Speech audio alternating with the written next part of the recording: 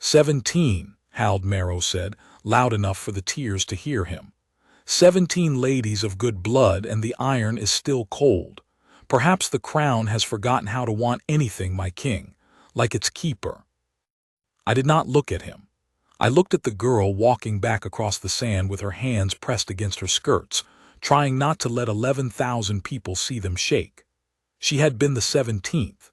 She had held the circlet for a count of 3, and it had lain in her palms like a ring of river ice, and she had set it down on the stone plinth and said, very quietly, "I'm sorry," to no one in particular, and turned around.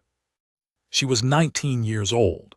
Her father had ridden 11 days through the drifts to put her in front of me. "Say that again," I told Marrow, "and you can walk down there and try it yourself." He smiled the way a man smiles when he has been told he is winning. He was not wrong to smile. 200 years my kingdom had lived under a winter that would not lift, 200 years of a growing season 8 weeks short, of barley that came up gray, of children born in a cold that never quite let go of them. And every year on the same day we sank into the sunken ring, the great black amphitheater our first people had cut down into the moor, 21 tiers of stone around a floor of white sand, and we set the cold circlet on its plinth, and we brought before it every woman of rank the councils could find, and the iron stayed cold, and the winter stayed, and we all went home. My father had done it 31 times, his mother before him 40. I had done it 9, and I no longer expected anything of it, which is a thing you should never let a kingdom see in you. So I sat where they could all see me, in a chair too heavy to be comfortable, wearing a fur that had belonged to 3 kings before me, and I kept my face still. Above us the sky was the color of an old coin. Snow came down in that thin, unserious way it has when it means to keep at it all week. "There are no more names on the roll," said Andre. She was the ring's lormistress, 90 if she was a day, and she read from the roll the way other people read from a physician's report. "That is the last of them, my king." "Then we close it." "We close it," Marrow agreed and stood up and let his voice carry. "Unless the king wishes to widen the field, perhaps we have been too narrow, perhaps the iron has grown democratic." Laughter came down from the 4th and 5th tiers, the way laughter does when people are cold and bored and want something to happen. Marrow spread his hands to them. He was enjoying himself. "There is a woman on the floor already. Let the sweeper try it." I looked where he was looking. She was at the far curve of the ring with a wooden rake, working the sand back into its lines the way she did between every trial, because 17 women crossing a floor leaves 17 sets of tracks, and the sand is supposed to be smooth when a claimant walks it. I had seen her do it 100 times. I could not have told you her name. That is the truth, and I have never once been able to make it sound better than it is. I had been king of Carrowmore 9 years, and she had raked that sand for all 9 of them, and I did not know her name. "Sit down, Marrow," said Torrin Vask beside me, in the flat voice he used on men he was deciding whether to bother with. But the tears had heard it now. It went round the ring like water finding a crack.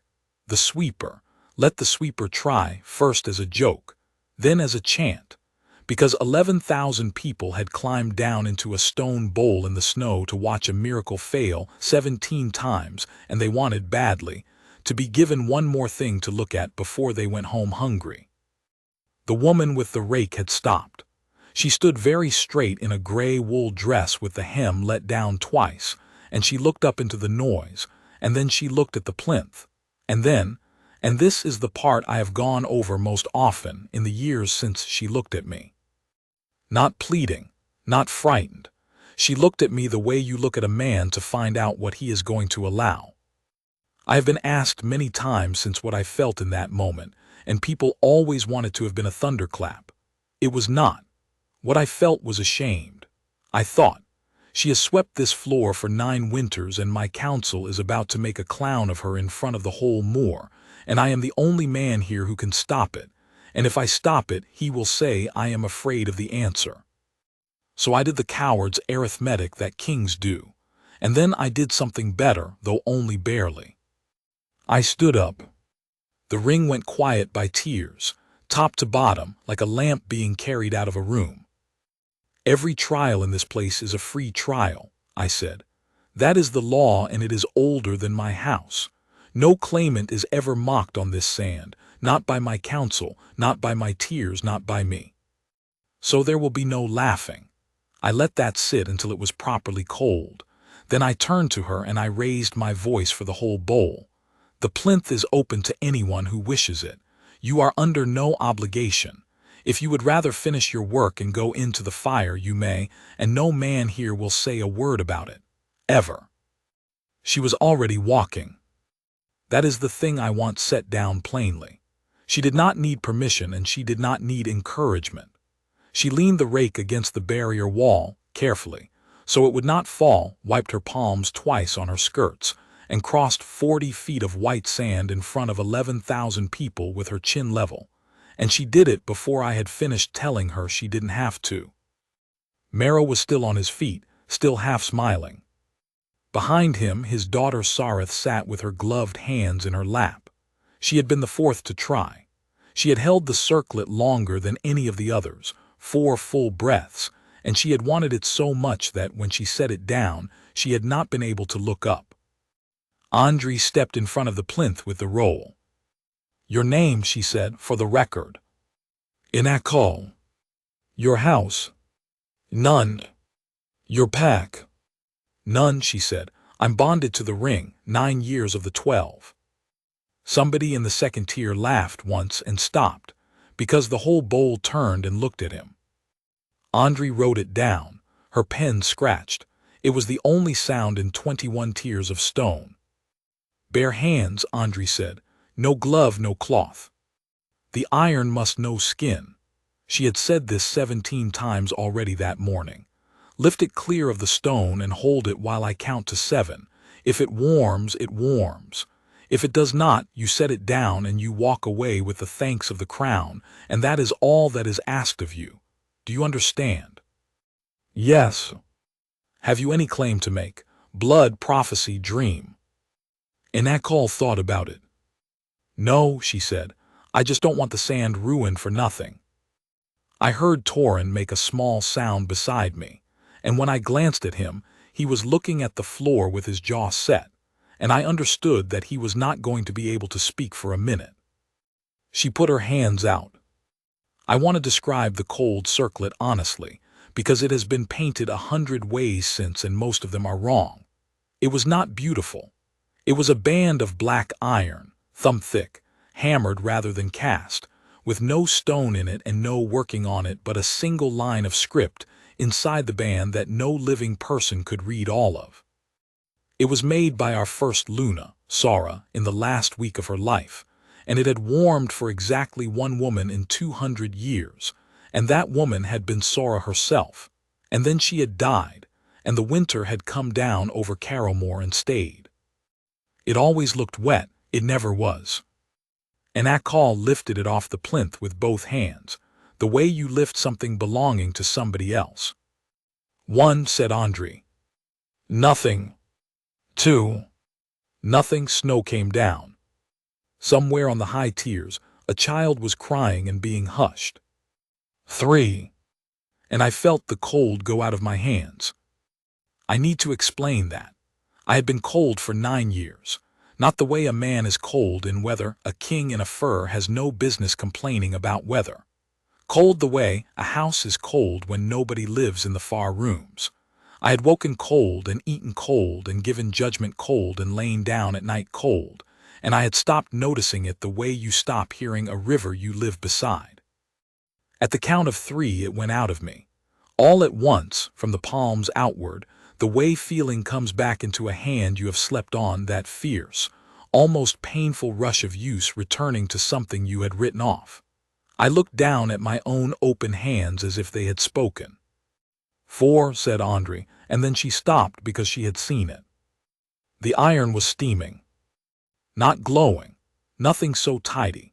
Snow was landing on the black band in Inakal's hands and it was going straight to vapor, a thin white feather of it rising and bending away in the wind, and the script inside the band had begun to show not light, exactly, more the way a scar shows when the skin around it flushes, and Anakal's face had changed for the first time since she set down the rake.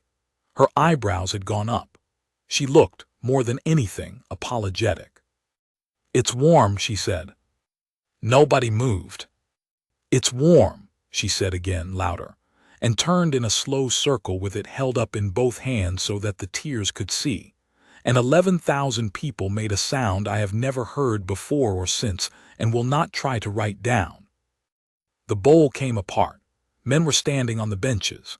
The 5th tier had begun to stamp, and 21 tiers of black stone will take a stamp and give it back to you doubled, so that the whole ring boomed like a struck drum, and the snow shook loose off the barrier wall in sheets, and somewhere below the stone the old drainage channels rang.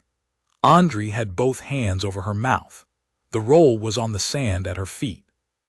A gray wolf of the Hold pack had got over the barrier, nobody ever knew how, and was running flat out down the length of the ring, howling, and then 4 more behind him. And then the whole Hold pack came off the eastern gate in a river of gray and black and poured around the plinth and put their heads back and sang. I was on the sand. I have no memory of leaving the chair or of the 11 steps down. Torin told me afterwards that I went over the barrier wall rather than round it, which I do not believe and cannot disprove. Anakal stood in the middle of a howling pack with a steaming crown in her hands, and did not flinch from a single one of them. When I reached her, she looked up at me, and her eyes were wet, and her voice was perfectly level. "My king," she said, "I don't know what I'm supposed to do now." "Neither do I said. And then I laughed, properly laughed, from the chest, in front of my whole kingdom, which I had not done in public since my father's funeral, and the tears heard it, and they roared, and that was the sound Carrowmore made when its winter cracked. Not a trumpet, a working king laughing like a fool in the sand. It lasted about 90 heartbeats. Then Hald Marrow's voice came down over the noise, and it had the trained carry of a man who has spent 30 years making himself heard in halls. "Fraud." The ring did not go quiet. It got worse, that ugly churn a crowd makes when it has been given joy and then handed a suspicion in the same minute. Marrow came down the counselor's stair with his robe held out of the snow, and by the time he reached the sand there were 9 of them behind him, and his face had lost the smile entirely, which frightened me more than the smile had. "Heated iron," he said. "A pan of coals under the plinth cloth. A stone warmed in a fire and swapped in the dark. My king, I do not accuse the woman, I accuse whoever put her forward. That circlet has refused the daughters of every great house on this moor for 200 years, and this morning it refuses 17 of them and then warms for a bonded sweeper in front of the largest crowd this ring has held in living memory. You are a soldier. Ask yourself when you have ever seen a thing like that happen by accident." The trouble with Hald Marrow was that he was frequently right, which is what made him dangerous, and he had said it in front of 11,000 people, and I could see it working on them already, tier by tier, the joy going gray at the edges, the way it does when someone tells you the thing you wanted is probably a trick. "Nobody put me forward," Anakal said. "You did." Somebody in the front tier laughed. Marrow did not. "Then you will not object," he said, "to the second proving." Andri's head came up sharply. "The second proving is not law. It is precedent. It is written in your own roll, Lormistress in the 7th king's hand, where the iron's answer is doubted. Let it be doubted honestly. The claimant holds the circlet from the setting of the sun to the rising of it in the open on the sand, alone, with no fire and no cloth and no shelter. No coals can be hid under a woman's bare hands for a winter night. If the iron is truly warm, she will not suffer for it." He turned to the tiers and opened his arms. "And if it is warm, then let the moor watch it be warm all night. Let there be no man in Carrowmore who wakes tomorrow and says, 'I heard it was a trick.' Let us be sure. Do we not deserve to be sure?" They cheered him. Of course they did. He had just turned a suspicion into a festival. I have made a great many decisions since, and none of them has stayed with me like the next 20 seconds. because I could have refused him. I was the king, the sand was mine, and I could have taken that circlet out of her hands and carried it back to the vault and let the Moor talk. And she would have gone back to the sweeper's hall, and Marrow would have spent the winter saying the king would not let it be tested, and in 5 years the whole thing would have been a story that meant nothing, and in 10 it would have been a joke, and in 30 a woman named Enak Hall would have died old in a bonded barracks and the winter would have stayed. Or I could let a woman I did not know spend a night in the snow to satisfy a man I despised. The claimant decides, I said. Marrow's mouth tightened. It was not the answer he wanted, and it was not the answer that made me look strong. I turned my back on him and on the tears, and I stood so that my shoulders were between her and the whole of Carrowmore, and I said it low, for her only. Listen to me. You owe this kingdom nothing. You have given it 9 years of your hands already, which is 9 more than most of the men on that stair have given it. If you say no, I will have that circlet back in the vault before he finishes his next sentence, and I will take the cost of it, and there is no part of that cost that will ever land on you. You will have work and a roof and my protection for the rest of your life, whatever you choose. Do you understand me? Say no, and it is over. She looked up at me. Snow was catching in her eyebrows. Up close she was older than I had assumed from the tears, 26, 27, and there was a white seam of old scar across the back of her right hand, and she smelled, faintly, absurdly, of the linseed oil they use on rake handles. If I say no, she said, does the winter lift? I don't know. Have you got another crown? No. Then I'd rather be cold on purpose, said Enak Hall, than cold for nothing. I've been doing the second one since I was 7. I have been in 4 wars.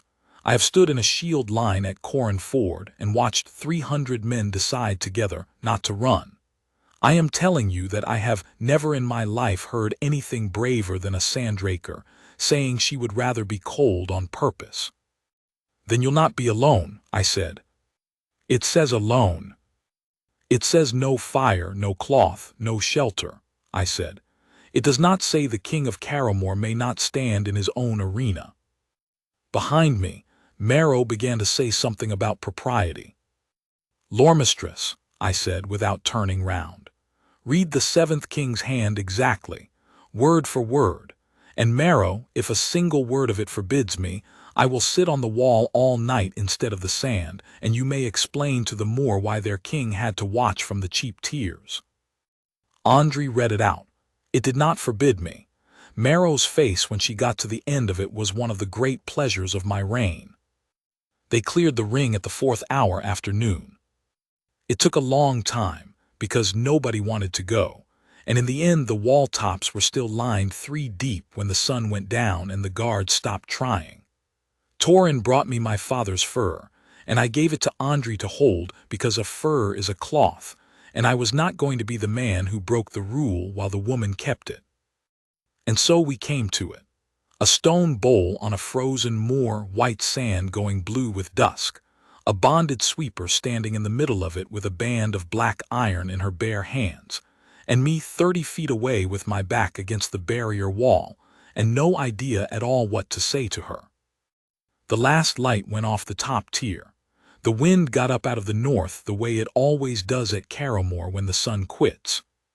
And in her hands, steady as a coal in a banked fire, the cold circlet went on steaming into the dark. They cleared out slower than the guards liked. By the 2nd hour after dark, the wall tops had thinned to a few hundred, and by the 3rd there were maybe 40 left up there, hunched in blankets, passing something around. Marrow left 8 men on the eastern stair with a lantern and instructions to watch the sand and not the sky. He himself went in to a fire. I made a note of that, and so did the Moor. Enak Hall stood in the middle of the ring for the first 2 hours and would not sit. Sit down, I said. It's the king's sand. It's the ring's sand, and the ring is bonded to you as much as you're bonded to it. I sat down myself, flat on the ground with my back against the barrier wall, which is not a thing kings do, and which meant that if she went on standing she would be standing over me all night, and she was not the sort of woman who could bear that. She sat. She folded down onto her heels first and then gave up and sat properly in the sand with the circlet in her lap and her hands closed around it. The steam had settled to almost nothing. You could still see it if you got the moonlight behind it, a wobble in the air over her hands, like heat off a road in summer, and none of us had seen heat off a road in summer in our lives. "Talk to me," I said. "It's going to be a long one." "About what?" "Anything. I'm told I'm poor at this, so you'll have to carry it." She thought about it seriously, which I was learning she did with everything. 9 of 12, she said. "You'll want to know why. Only if you want to say it. It's on the roll. Everyone can read it who cares to. Nobody ever has." She shifted the iron in her hands. "My father was a mason.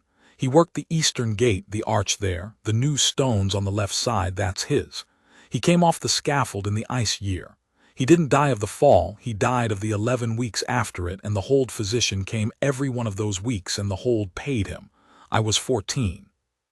You sign 12 years for a debt like that, or you don't, and they take the roof." "How old were you when you started raking?" 14 and a half. They put me on the drains first, then the sand." "And your mother?" "Before that, I don't remember her much. She sang, apparently." She glanced up. "That's the whole of it. It isn't a story, it's just an amount of money." "It's a story," I said. The wind came round the bowl the way it does, hitting the northern tiers and coming down off them in a slap. She turned her face out of it without letting go of the iron. I got up and moved. Not close, 6 feet, no more, but between her and the north, and I stood with my shoulders square to the wind and my back to it, and after a while she stopped having to turn her head.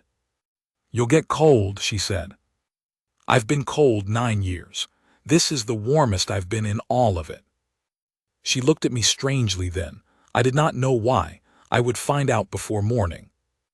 At the 5th hour, Merrow's men dug up the plinth. They came out with lanterns and mattocks and the Lormistress, written permission, and they took the plinth stone off its bed and levered up the flagging under it and dug down 2 feet into frozen gravel, while Anacall sat 6 feet away with her hands full of steaming iron and watched them do it. It took them 50 minutes. They found gravel, a lead drain pipe from the 7th King's rebuild, and a rat's nest with nothing living in it. "Anything?" I said.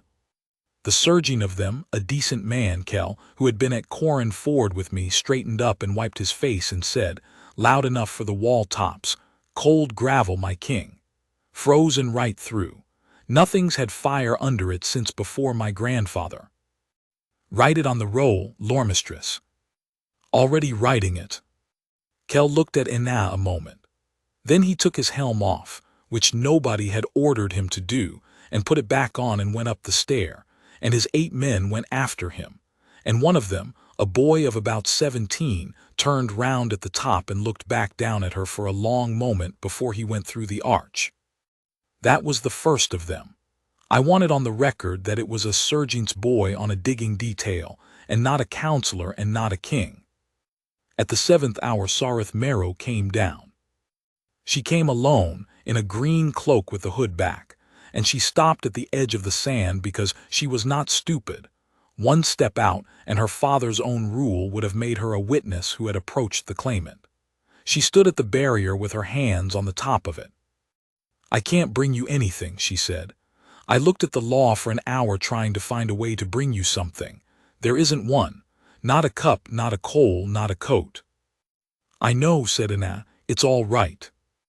"It isn't." Sarith's voice went up and cracked, and she took a breath and got it back down. "I held it for 4 breaths. Do you know what I did after? I went behind the northern stair, and I was sick, because I wanted it so much and it was cold, and then I sat with my hands in my lap for the rest of the morning, being a counselor's daughter." She stopped. "And when it went warm for you, I was glad. I want you to know that. I was glad, and then my father stood up and said fraud, and I sat there and let him." "Lady." "I'm going to sit here," Sarith said, "on this side, all night.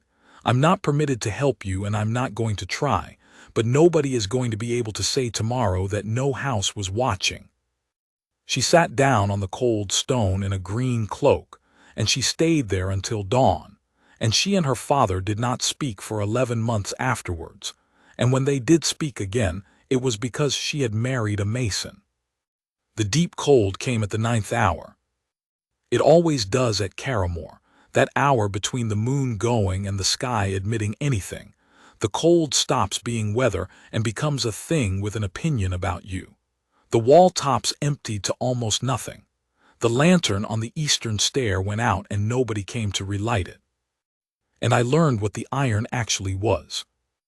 Because it was warm, properly warm, warmer by the hour, so that when I put my hand near it at the 8th hour I could feel it at a foot's distance like a stove door.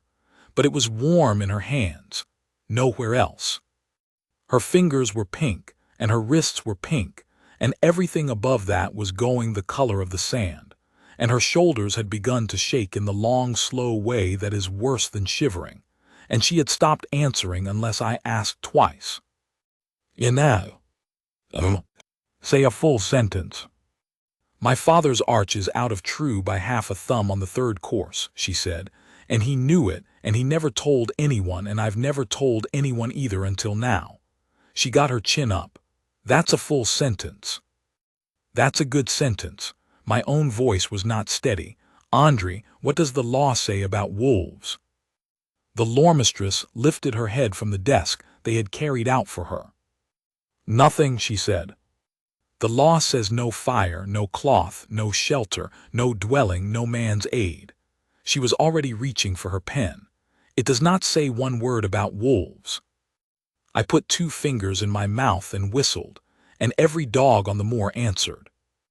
The whole pack came over the eastern barrier in a black flood, not the 8 or 9 that live close, the whole pack, 40-some, and behind them the moor wolves that keep to the drains in winter and belong to nobody, and they came down that sand at a dead run, and they did not go to me. They went round her.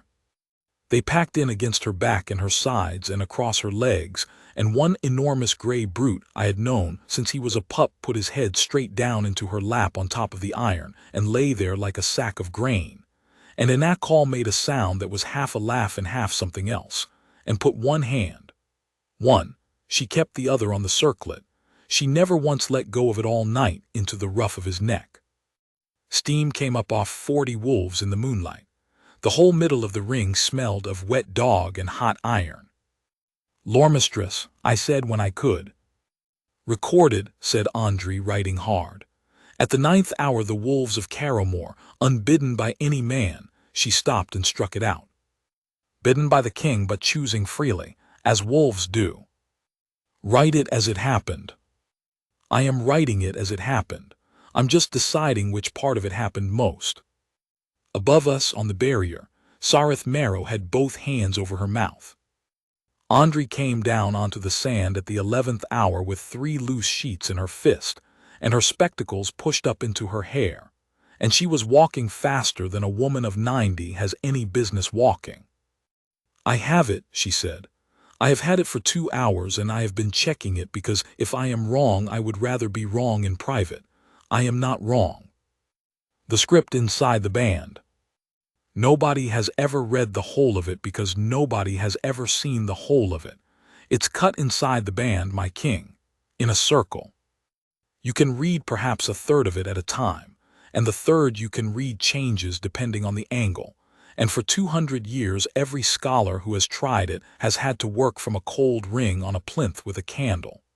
Tonight it is warm and it is legible, and it has been sitting in her lap for 9 hours turning in the light. She knelt down in the sand next to a woman buried in wolves, without any apparent difficulty about rank, and she held the sheets out. Sarah's own hand, her own words, do you want it plain or do you want it beautiful? Plain. Plain then, Andre took a breath. The iron does not test blood, it does not test rank, it does not test power or virtue or the shifting or the moon, and it never did. Sarah made it in the last week of her life, and she made it for one purpose only, and she wrote the purpose inside it where a council could not sand it off. She looked up at me. Let no man's counsel ever again put a wife into a king's hands. Let the iron warm for one woman only, the one the reigning king's own heart has already chosen, whether or not his head has been told. The wind went round the bowl. Nobody said anything at all. Say it again, I said. It warms, said Andri, for the woman the king already loves. That is the whole test. That is the only test there has ever been. 200 years. 200 years of kings who never chose anybody, said Andri, which, if you knew the seventh king as I know him from his own correspondence, will not surprise you. It warmed for Sara because her king loved her. It has been cold since because there has been nobody. Your grandmother married for a treaty. Your father married for the same treaty renewed. And you, my king, have refused every match this council has brought you for 9 years, and given no reason any of us could ever get out of you. And I stood there in my own arena in the dark, and understood what I had done. Because I had felt it. At the count of 3, when the cold went out of my hands, I had thought that was the crown doing something to me. It was not. It was the crown reporting something about me, something that had been true for years, filed away in me somewhere below the level where a man keeps his opinions. 9 years of walking past a woman raking sand. 9 years of a ring I found reasons to visit. I had known the smell of linseed oil on a rake handle before I knew her name. The iron had not chosen her. I had. Long ago, without permission, without noticing, the way you learn a road. And Akal said from the middle of 40 wolves, in a voice gone very thin, then it isn't about me at all. What? It's about you. She was looking at the black band in her hands as if it had lied to her. It didn't warm because of anything I am. It warmed because of something you feel. I could be anyone. I'm the sweeper, my king. I've swept for 9 years and you've never once said my name, and now this thing tells 11,000 people that you, she stopped. Her breath was going wrong. I haven't got a house or a pack or a wolf.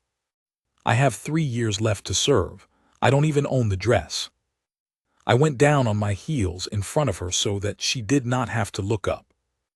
And Akal, I said, listen to what the iron actually said. It did not say this woman is acceptable. It said this man has already chosen and you may not overrule him. It is not a verdict on you. It never could be. Nothing on this moor is qualified to pass a verdict on you, and I include the crown and I include me. My voice was not doing what I wanted it to. And you are right that I have never said your name, and I have no defense for that, none, and I will be sorry for it as long as I live. But do not let that iron tell you that you are a coincidence.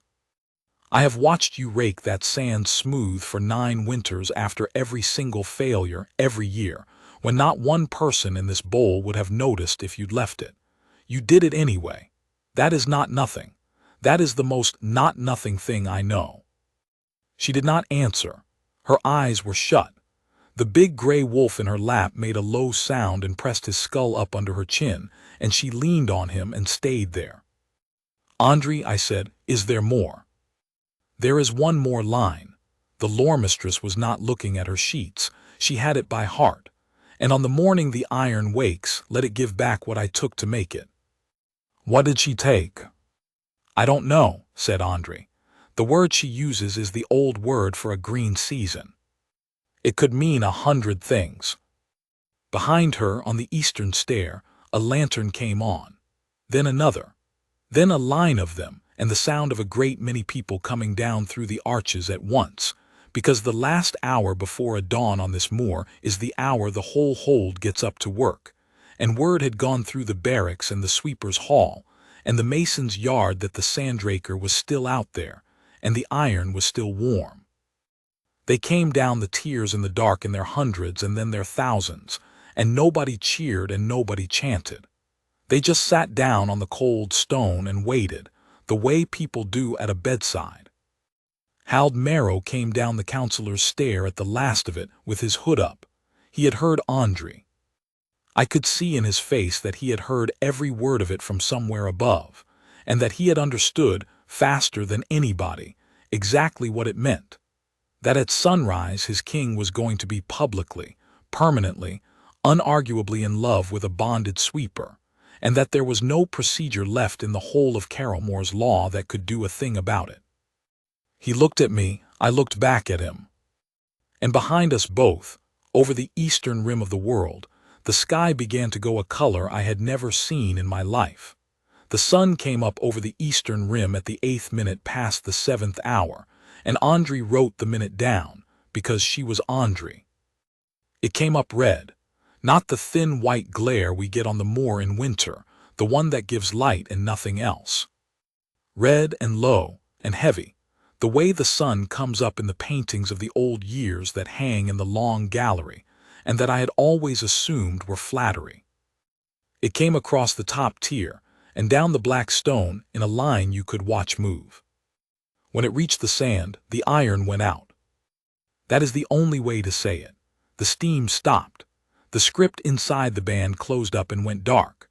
The cold circlet cooled in and calls hands from a stove door to a river stone in the time it takes to draw 4 breaths, and she felt it go, and her fingers opened, and she said, "Oh," in a small voice, like a woman watching a bird leave a windowsill. Somebody on the 4th tier began to shout that it was over, that it had failed, that they had all been. And then the wind changed. I have tried for years to describe this to people who were not in that bowl. The best I have managed is this. It was like standing in a doorway when someone opens the far door of a warm house. It came from the north, which is where nothing good has ever come from at Carrowmore. It came over the barrier wall and down the tiers, and it was warm, not mild, not less cold, but green warm, wet warm, the air thick with the smell of turned earth and standing water and something flowering that had not flowered on that moor since before my great-grandmother. And it hit 11,000 people sitting on frozen stone, and every single one of them stood up at once. The snow on the top tier went in about a minute and a half. Not melted, went straight to a mist that rolled off the stone in sheets and hung over the bowl and caught the red light. The drains under the ring began to run and then to roar. Out beyond the eastern arch, across the whole white shoulder of the moor, the drifts fell in on themselves with a long, soft sound like a crowd sighing, and under them, in the space of that one morning, came up grass. Let it give back what I took to make it. She had taken a green season. She had held it in a ring of black iron for 200 years, waiting for a king who would choose someone, and when he finally did, she gave it back all at once. Andri sat down flat on the sand with her sheets in her lap, and wept without covering her face, and I have never respected anyone more. The wolves went up in one body, 40 of them, off the ground and howling, and the more wolves answered from the drains and then from the ridge. And then I heard this, and so did every soul in the ring. Packs answered from beyond the ridge, from the low country, from holds a day's ride out. A howl going away east across a moor that was turning green under it in real time. And in the middle of it, a woman sat in the wet sand with a cold crown in her lap, and her face turned up into the warm wind, and she was crying, and she did not seem to know it. I did not go to her first. I want that on the record too, because it was the only piece of statecraft I got right that morning. I went to the plinth and I stood on it so the whole bowl could see me, and I found Hald Marrow at the foot of the councillor's stair with his hood down and rain, on the 10th day of the frost month, coming down on his bare head. Councillor Marrow. He came out onto the sand. He walked like a man going to a scaffold, and I will not pretend I did not enjoy the first 3 steps of it.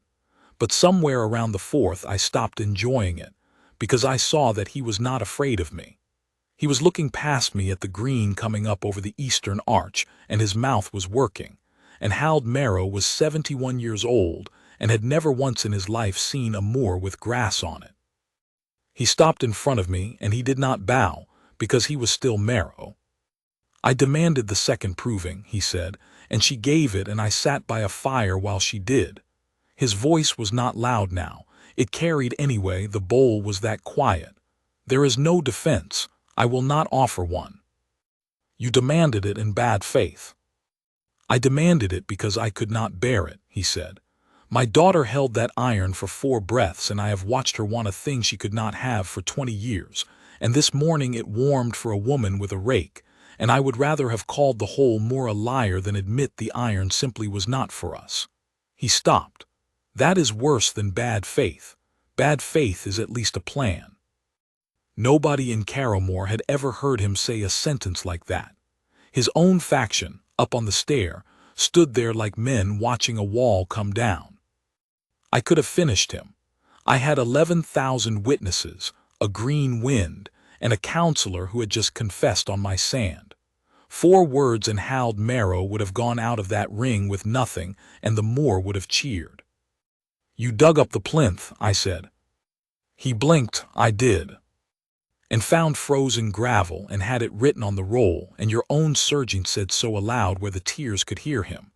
Nobody in 200 years ever proved that crown honest, Marrow. You did it, out of spite, and in the wrong cause, and it is done, and it is on the roll, and it cannot be undone by anybody who comes after us. I let that sit. You will keep your seat. My king. You will keep your seat, and you will keep your voice in council, because a king with no one to argue with is a king who stops thinking, and I have 9 years of proof of that. And you will do one thing for me before the sun is off this sand. Name it. The bond rolls, I said. 12-year debt bonds against a family death or an injury on hold work. Every one of them on this moor. You will draft the repeal, you will bring it to me before the month turns, and you will stand up in the great hall and read it out in your own voice. Marrow looked at me for a long moment. There are 460 of them, he said. Then it will be a long reading. You could free one, he said, today. You have every excuse. I could free one, I agreed, and she would spend the rest of her life knowing she was the exception. No. She goes free with all 460, or she serves the 3 years she signed, and I will be down here on this sand at the end of every one of them. She does not get less than everybody, and nobody in this kingdom gets to say she got more. I heard behind me a short sound, someone laughing where they had expected to cry. Marrow bowed, not deep and not fast, but he did it, and he did it to the sand, not to me, and it was the sweeper he was looking at when he straightened up. He read the repeal out 19 days later. It took him 2 hours and 10 minutes, and his voice went at the 400th name, and he drank a cup of water and finished it. He never became a good man exactly. He became a useful one, which on a moor is worth more. Then I went to her. They had brought the wolves off her by then, mostly. She was on her feet, wet to the knee, holding the cold circlet against her stomach with both hands because nobody had thought to take it from her, and she was not going to put it down on wet sand. I took my father's fur from Andre and put it round her shoulders, and the whole ring made a noise, and I said, "That is not a claiming, that is a coat, be quiet," and the noise turned into something else entirely. Then I knelt down in front of her. Not on one knee, the way it is in the paintings. I went down on both, in the wet sand, in front of 11,000 people and every council of the moor, because 1 knee is a courtesy and 2 is the truth, and I had 9 years of not saying her name to account for. "In that call," I said. "Get up," she was scarlet. "My king, get up." "In a moment. Let me get it said properly. I've had a long time to prepare, and I've prepared nothing." I looked up at her. "The iron says I chose you. It did not ask me, and it did not ask you, and I will not have a piece of jewelry do this for us. So I am going to do it myself out loud where they can all hear, and then I am going to stop, and the rest of it is yours.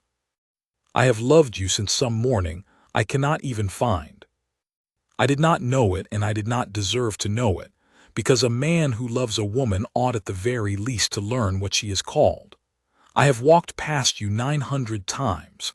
That is the whole of my case, and it is not a good one. So no crown, not today, not this year. You are not obliged to be a Luna or a queen or a wife or anything at all. You are 3 years from free, and I have just sent the man who hates me most to make it none. And when it is none, you will be a woman with no debt and no bond and a trade and a roof of your own. And then, if you want to, you may come and find me, and if you never do, I will have deserved that too.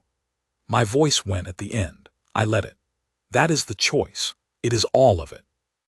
Take a year to answer if you like. The bowl was silent. Even the drain seemed to hold off. And Akal looked down at me for what felt like a very long time. Ilvar Dreig, she said, and it was the first time in 9 years anyone had used my given name on that sand, and I felt it go through me like the warmth had. You great fool, I've been raking your sand every year of your reign so you'd have somewhere clean to stand. And she put her hand on the side of my face. That was all. A cold, cracked, rake-calloused hand with a white seam of old scar across the back of it, laid against my cheek in front of my whole kingdom. And something that had been silent in me for 9 years, the thing that had gone quiet at my father's funeral and had not so much as turned over since, the thing my counsel whispered about and my physicians had given up on, lifted its head and said, plainly, in the old wordless way that has no language and needs none, yes, her since always, I did try to tell you. I laughed, down in the sand on both knees with rain on my back. I laughed until I had to put my hand on the ground. And every wolf in Carrowmore sang. She did not marry me that year. She served 11 weeks more, until Marrow's repeal took, and she raked the sand for 9 of them because she said the girl they'd put on it was leaving furrows. She went and looked at her father's arch with a mason's rule, and found it was out of true by half a thumb on the 3rd course exactly as he had said, and she left it, and it is still out of true today, and the masons of the eastern gate now call that course Call's thumb, and set the 2nd course of every new arch off it deliberately. She came and found me in the spring of the year after. She says she took her time. I say she took 11 months and 9 days, and I was counting, and I have never once minded. The cold circlet went back to the vault.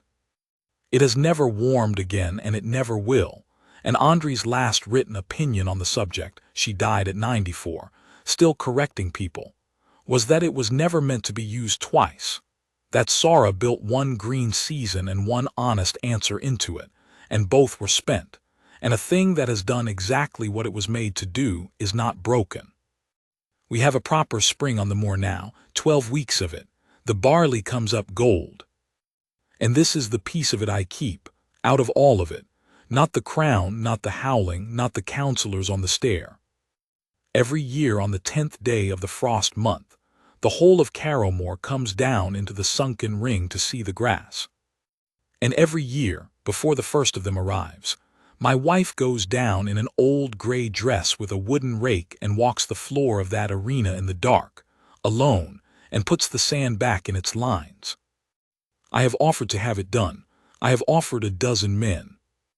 You may come and hold the lantern, she says, if you're any use with a lantern. I am not particularly. I hold it anyway.